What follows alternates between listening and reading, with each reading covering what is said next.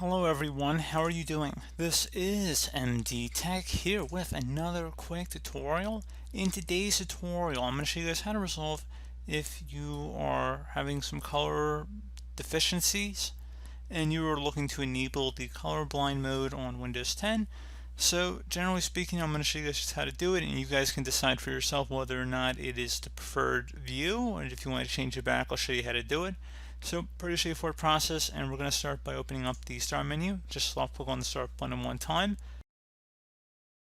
Select the setting gear icon on the left side. Where you hover over it, it will say settings. So go ahead and just left click on that. Select the ease of access tile. And then select color filters on the left side. And then where it says use color filters, you just would toggle this to the on position by clicking inside the oval one time. And then it says select a color filter to see elements on the screen better. So you guys can go ahead further down here and then go underneath or select a color blindness filter to make the 9 colors on the wheel more distinct. So you can see this image down there, and you guys will obviously apply it to what works best for you.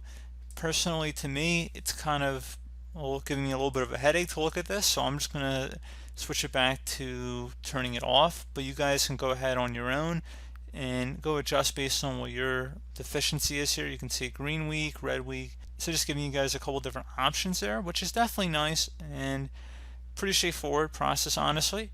So as always, thank you guys for watching this brief tutorial. Do hope I was able to help you out, and I do look forward to catching you all in the next tutorial. Goodbye.